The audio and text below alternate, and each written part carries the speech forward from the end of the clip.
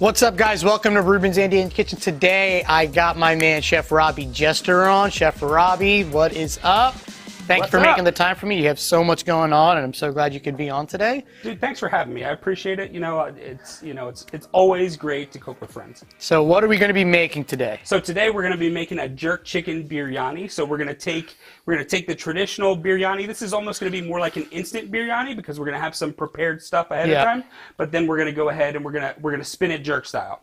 Sweet. Yeah, so what do we have going on here? What's the first thing we need for this? So first thing we need some marinated chicken. We need some jerk paste. So the first thing we're going to do is we're going to make our jerk paste. Now, there are a lot of products out there. You can buy jerk barbecue sauce. You can buy jerk paste and all of those things prepared. But we make ours in-house, and it's one of the things at Great Big Jerk that I think makes us, puts us, hand and fist above the rest of people. So we use whole spices. Everything is whole ingredients, beautiful, fresh product, and we're going to make a jerk paste. Now, what we're going to do to get started there is we're going to start with some garlic. We have some just minced garlic here. You want to break it down a little bit, especially if you're going to use a hand blender like this. You want to make sure that it's in pieces that blender can handle. So we're going to go in with some fresh garlic. We're going to go in with some fresh ginger. Now, this fresh ginger has been peeled and then minced, but you actually don't have to peel it. For this jerk paste, it's going to be a marinade. It's going to come off of it. It's not really something that's going to be a lot of it in the final product. So you can actually do this without peeling it. But we're going to go in there with that as well. Some of that.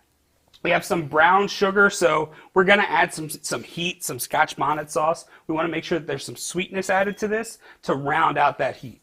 So we're going to add in our brown sugar. This is light brown sugar. Now we have our spices. So traditionally, jerk, you would see pimento wood. You would see jerk chicken grilled live fire over pimento wood. It is very difficult to find pimento wood in the U.S. We tried shipping it and doing some other things. So what we do is we actually incorporate allspice. So allspice and allspice berries are from the pimento wood plant. So we're going to add in some allspice here. Perfect. We've got some cloves. Love clove. We have some cinnamon, and we're going to add a little bit nutmeg. That's my preference. And then we're going to do scotch bonnet chilies. Now, it is best to have fresh scotch bonnets, but they're hard to find, especially right now. So if you can't find fresh scotch bonnets, then you can use a scotch bonnet sauce, which is what we have here. So scotch bonnet sauce here, this is a very simple sauce. I think it just has salt, sugar, peppers, and a little bit of vinegar. All right. So scotch bonnet peppers is a unique flavor profile. It's not like so good. I was tasting that before. It was so good. So it's just one of those things. You could substitute habaneros if you want, or some other chili that happens to be your preference, but this is what makes that Jamaican food. Yeah. So we're going to add all of that in here. And we're going to add some fresh thyme. Now, when we make this today, I'm going to kind of pluck the thyme. At least I'm going to pluck it off of the more coarse branches. But when we're making this in bulk, we are throwing it all in there. It is going in, it's such a tedious job. It is such a tedious job. I hate cleaning thyme. Yep. So it's one of those things when we make it at the restaurant, we just go for it. Yeah. We just puree it all in there.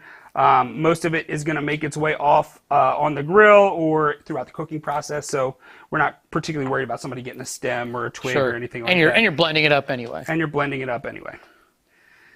Then we're going to add the best part, in my opinion, which is some Jamaican beer. Now, I think whenever you make something like this that is specific to a country or a region or whatever, and you're going to incorporate a liquid or something, whether it's wine, whether it's beer, whatever, you should try and use a product from that country or from that region. So we're going to use some Jamaican beer here. That's one of the most satisfying sounds of all time. We're going to go in with a little bit just to kind of hydrate what we've got going on in there, and then we're going to puree this. And I'm off today, so I'm just going to take that. That's what we call a pairing. Yes. So it is a complementary pairing to what we're making. Skunked. You know, I have to make sure that we have fresh ingredients on the show. So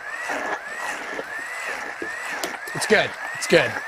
So we're just gonna puree this, kind of going up and down, especially with the stick blender. We want to make sure that we get all of it pureed into a nice paste, starting on low right now, and then we'll move to high.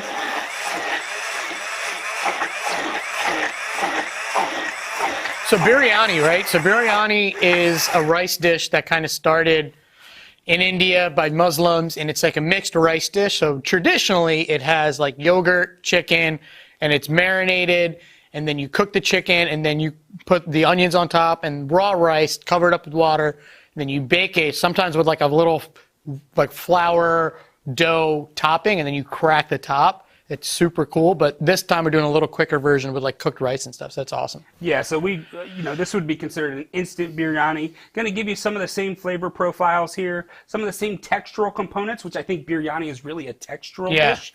But this is going to be much quicker. You could do this dish if you wanted to make a biryani at home. You could do it with a leftover rotisserie chicken or something you had from your night before, leftover rice, and we'll get into that once we start assembling. You'll see that. But it's definitely one of those things that's very versatile and just satisfying. It could be made very quickly. So we have our paste here. We're going to add in just a little bit of oil. Today I have some mustard oil, keeping with the theme of things. Reuben was nice enough to let me borrow this today. So we're going to add a little bit of this in there. This is just going to add a little bit of fat to our jerk paste, which is just going to help it coat the chicken. And inevitably when we cook it or grill it, it's going to make sure that it adheres and it adds a little bit of moisture and protection. Yeah. So there we go. Nice. And I'm going to take a little taste of that.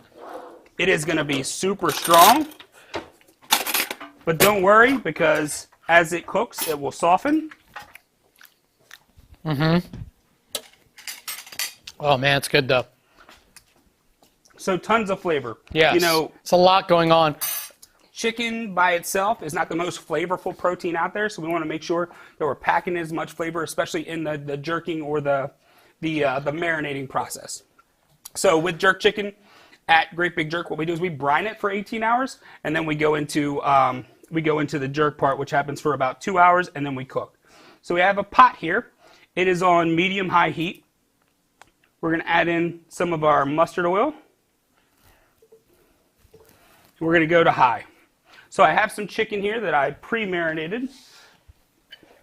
So it has already been brined and tossed into the jerk paste. So now we are going to start searing our chicken. Awesome. So we're going to take our chicken. These are chicken thighs. They have a little bit of the skin left on them. And we're just going to go ahead and we're going to sear. Ooh. I love that you're using chicken thighs. I am not a fan of chicken breasts at all. So chicken breasts, they definitely can be a little bit on the drier side. So we want to make sure that we maintain our moisture throughout the cooking process here. So we got this on high. We're going to sear those.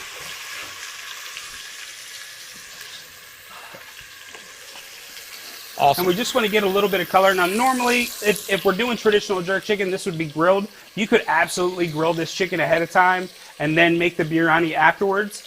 Or you could grill on a grill pan if you have a grill pan in your kitchen. But that grilling really is a wonderful way to get that flavor in there. It's funny. Last season, I had Ivan Silva on from Mi Empanada in Pittsburgh. And we were just kind of talking. I had Andrew Cini on last week. We were just kind of talking about how different cultures have like the same ingredients. So this has a lot of same ingredients that I use in Indian cooking. The clove, the ginger, we have all of that stuff in Indian food, but it's just funny to see how different cultures use it differently, Absolutely, and it's one of those that, every culture has its version of a dumpling, whether it's pasta or otherwise, and it's just, you really see those parallels in how the food has traveled over the years throughout the world. So we're going to go ahead and flip this. I love the fact that you're using day-old rice too, because yes. So what I feel like it's impossible to make rice for 2 people, or even rice for 3 people. You're always making rice for 5 or 6 it's like people. spaghetti. It's like spaghetti. Pasta. You can never make enough pasta for one day. You can't. It's impossible to make pasta for one person. So you always have a little leftover rice, whether you make it yourself or whether you order it. There's always going to be some leftover rice. So this is the perfect application to be able to use that up. You want to grab me that plate there, please? Sure. So we're just trying to get a little bit of color on this. And then we're actually going to remove it. Because it's going to go back into the pan, we're going to continue to cook it some more. So we just want to make sure we get a little bit of a sear on that, and get a little bit of the flavor of that into that pan. So biryani, traditionally, it would take almost 2 days because of the marinating process, right? So marinating your chicken is probably the most important part of this whole thing, because you want to make sure that you get as much flavor into that chicken as possible. Yes. So now we're going to use the same pan. We're going to add back in a little bit more mustard oil, and we are going to add in some onions. So this is just a Spanish onion or a yellow onion that I've julienned here, and we're going to do this so that we can get some caramelized onions. So this is a very traditional step in biryani, is getting these onions super caramelized, super crispy. He's going to have this on super high heat, so they almost kind of fry. And that's a very big step in it. At this point, if I was making a traditional one, I would put whole cinnamon and whole star anise and whole clove in here to perfume the whole thing. And probably, I saw a lot of recipes. I haven't used it when I make it, but cardamom pods as well at this point. And all of that is just going to be aromatic. It's going to add tons of flavor. And the further we cook this, it's going to just continue to permeate everything, the rice, the onions, and everything. That's one of the beautiful things that I find with Indian cuisine, is those flavors. They aren't just in the chicken, they aren't just in the rice, they aren't just in the topping, but they're all across the board in everything. It's this building of flavor. I try to talk about my mom used to call it spluttering the spices, but that would just mean she would heat up the oil and literally just toast the spices until they started to pop. And I grew up thinking that's how you cook all spices. I didn't realize that was a very distinctly Indian thing of like cooking your spices and blooming your spices. And as I started to get older, I was like, oh, I didn't realize everyone doesn't do this. I thought everyone did that. It's kind of funny we're talking about, like, I brought in Indian pickle for Chef to taste, and like how I grew up thinking pickle is this like fermented kind of vegetable product. And now, as I grew older, when people would tell me pickle, I would think it was this. And now I'm like, oh, a pickle can mean different things to different people. Yeah. I mean, even like kimchi, I guess, is technically a pickle, right? So I mean, that preservation process, it withstands the test of time. But for me, it was a dill pickle. Like, that was the only pickle. Yeah. So when I finally went to culinary school, and it was like, there is kimchi, there is, pickled radishes, there are all these other things. I was like, wow, this is pickling is just the method and not the actual item, right? It's kind of crazy. I love that the onions are picking up all the font that's on the bottom, all of the great flavor that kind of stuck from the chicken, all the jerk seasoning that's on there. Yep. So we're actually going to add, at this point, we're going to add a little bit of our jerk rub. Now, we make and sell the jerk rub at Great Big Jerk, but if you have a jerk rub or a jerk spice that you love, that you picked up somewhere, you can certainly use that here. This is basically a blend of all the spices that we talked about. It has some paprika in it as well. Salt and pepper. It's just a nice balance of all of those flavors. And oh man, it smells so good in here. You guys all smell that? Yeah, I know you guys can all smell that. We're going to season at this point with a little bit of additional salt. All right. I'm actually going to go in with a little bit of our jerk paste as well. Yes, sir.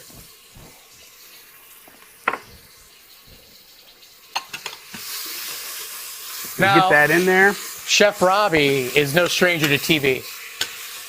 Is that right? That is right. I've done it a couple times. Couple times. I mean, the big one was what? You got to tell the people what the big one was. So I beat Bobby Flay. He beat Bobby Flay. I've also been on 3 episodes of Guys Grocery Games. Enjoyed my time tremendously. Learned a lot, but it's not my first rodeo cooking on TV. My experience has been running around a little bit more than this, but I've enjoyed it. So now that we've got a little bit of caramelization And you know, like Reuben said, you would take and really crispify these onions in traditional biryani, and it could be used in the dish right now, but also like sprinkled on top as a garnish at the end. But for what we're doing today, we're actually going to use that as a flavor developer. So we're going to go ahead and add our chicken back in.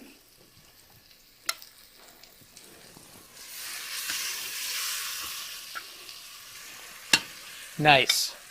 It's always funny to see different cultures also layer things. I was making lasagna yesterday, and I was thinking how like this is kind of similar to developing a lasagna if you really think about it. It has the starch, has your protein, has the sauce. Yep. You know, and it's kind of interesting when you start to think about food in that way, just what you can really do with it. You know, you can use those same concepts in different ways. Absolutely. And a recipe is just a guideline. Ooh. You know, that's something I would definitely say is like you're going to see recipes throughout your cooking life and things like that, things used. But once you've made that recipe one time and you get used to making that recipe, you know, feel free to add a little more of this, a little less of that. You know, it's up to your interpretation. You're going to fail a couple times, but that's okay too.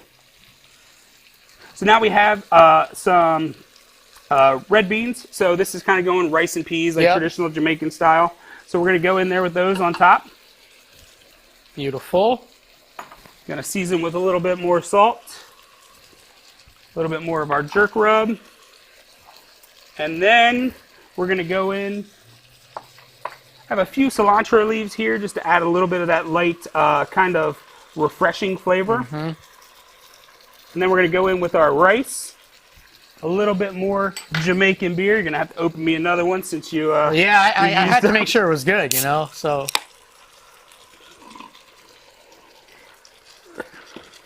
And an important part to this process, you don't want to pack the rice in. Packing the rice in is going to really kind of start to overcook the stuff that's on the bottom. And it's gonna, you're gonna end up. It's gonna look like a Jello mold of rice when you finish. So you want to kind of just fluff the rice around. Again, we're gonna season with a little salt and pepper. A little bit more of that beautiful spice. And then our Jamaican beer. All right. And then from here, we're going to go into the oven at a 350 degree oven for, I would imagine this is going to take us probably 10 minutes. Here you go, chef. Now, you could cover this and the steam is going to kind of collect in there and really start to really cook that stuff. I feel like if you do that, sometimes you overcook the rice, especially since we're using cooked rice. Right. And I like a little bit of crunchy texture on that rice on the top and on the bottom. Paella. Yeah, so we're going to leave it as is. We're going to allow that rice in the top of there to really kind of caramelize and crisp up. And we're going to build kind of a finishing component here. So traditionally, depending on which style of biryani and which region of India you're coming from, you will see saffron milk added towards the end. And it's added in a way where it's not a blanket covering, it's not a saturization, but you will see little like yellow wisps of saffron throughout the rice. And I think that's a favorite component of mine, so we're going to do a little version of that here. Now instead of straight up milk, we got coconut milk. So you see the fat is on the top here. A lot of people that aren't used to using coconut milk will assume that is a byproduct. Something that you're going to throw away, you're going to get rid of, but it's the best part. It is the best part. So we're going to go into our smaller pot with that.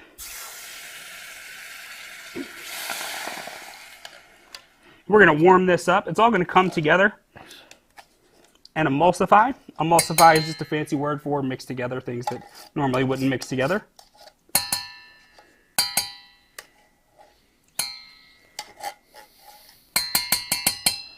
When you make this yourself, choose a larger spoon. That would probably help with the process. And then here we're gonna just let that melt a little bit. But we're gonna add some of our jerk rub to that as well. So we want to flavor this so it's not just fat that we're adding to the dish. We're also adding flavor. We're gonna add some salt and pepper as well. All right. So we're going to wait for this to come to a simmer. It's just about started to do that. We want to make sure that we stir the coconut milk a little bit. Make sure any of those solids that might be, waiting to dissolve or anything like that are all getting mixed in, incorporated, and dissolved.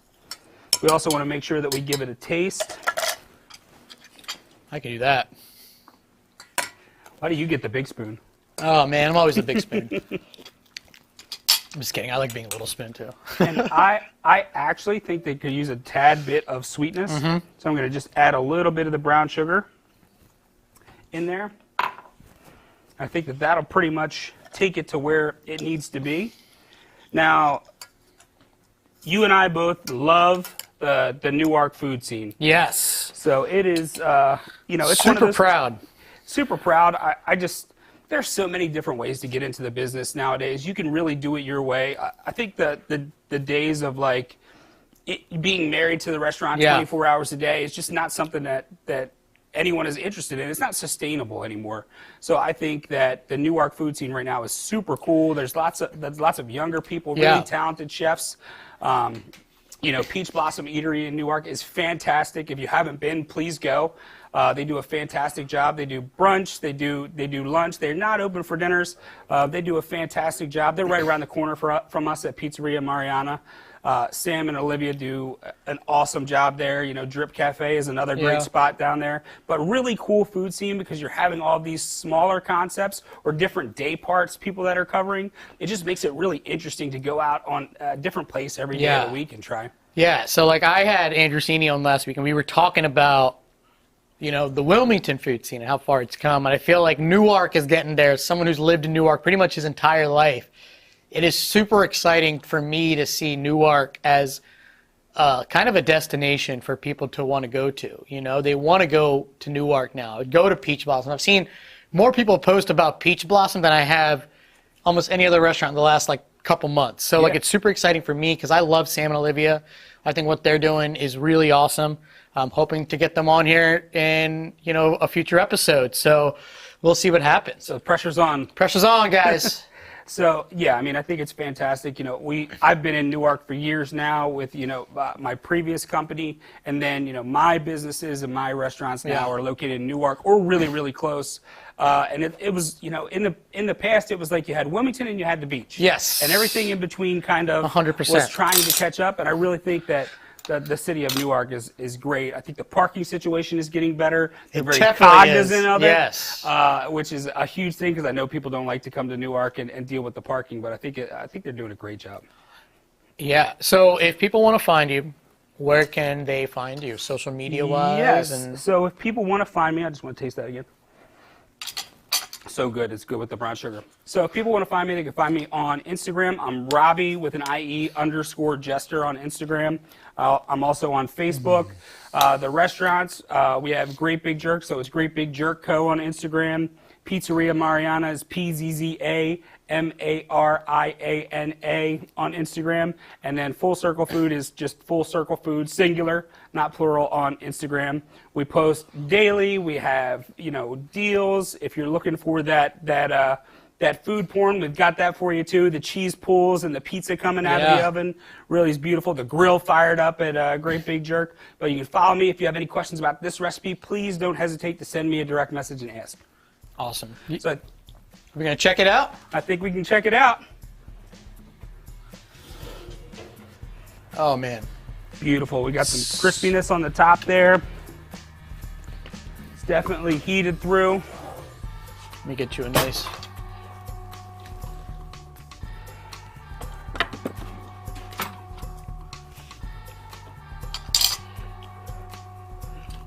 Let me go ahead and give that a little taste-a-rooney. Gonna need some more salt and jerk paste. Or excuse me, jerk rub. But once that all gets stirred up, oh man, it's gonna be good. And then finish off with that coconut milk? Yep. Yes, sir. So we're gonna give that a little drizzle right now. Actually, we got a bigger spoon in there. I can get you one of these guys. Perfect. So we're just going to drizzle a little bit of that in there on top.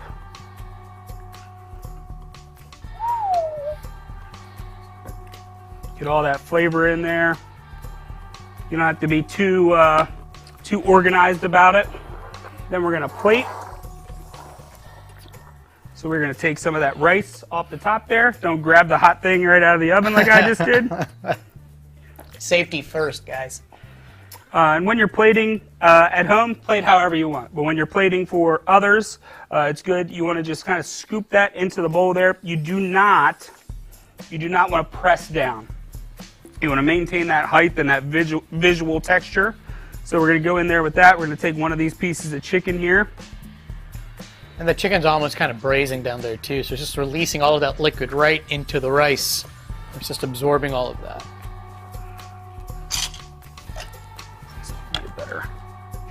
Better vessel here. I think that's a little bit large, so we'll take and cut this chicken piece a little bit.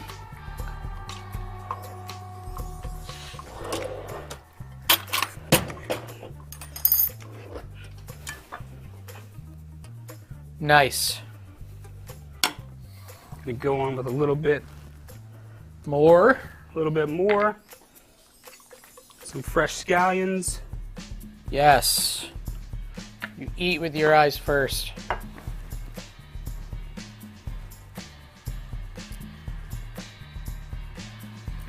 Beautiful. Well, let's go in here and try this, huh? Yep. Get a little bit of that chicken right there.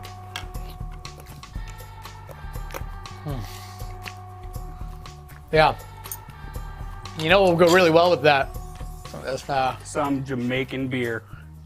Cheers. Cheers, Robbie. Cheers. Thank you so much for coming on. You're welcome, my man. Appreciate you guys. You guys got to try this recipe out. And, you know, if you have any questions, you got to check them out. You got to check them out at the pizza place. I've been there. Awesome. It's at the Old Wood-Fired Pizza Shop. That's right. So it's a really famous location. You guys know it if you guys have been around Newark. Great Big Jerk is almost like, what, 10 minutes up the street from there? Yeah, not even. You go down to the end of Cleveland, you make a right, and we're right over the PA line on the left. So you have that, and then, you know, if you guys are trying to get healthier, you know, Full Circle is a great company for that. You guys are doing some really cool stuff over there, and, like, good food, too. You know, eating healthy doesn't have to be... That's something you preach over there, too. Yeah, absolutely. It's kind of cool. So, like, the Full Circle company's cool. And then talk about your dinners, man, your fancy dinners. Yeah, so we also do, we have a catering and event company we call Inner Circle Event Co. So we do once or twice a month, we do really fancy, like 10-course tasting meals. Really, like, kind of like just let all the stops out. Make beautiful, delicious, intricate, plated meals. It's kind of our way of having fun, so it really is our pleasure to serve you and to serve you for those meals. You have to book the whole table, so get your friends together, come have a great evening. It's a BYOB experience, so you can come in and bring your own, and we just cook for you for the night. We love it. Thank you, Robbie. This was awesome. I'm so glad. I'm so excited for you guys to try this recipe at home. And thank you so much for coming on, man. You're welcome, man. It's my pleasure. Thank you very much. Absolutely. Thank you guys for tuning in, and I really hope you guys try this because it's so good. And then go try his jerk chicken at his place.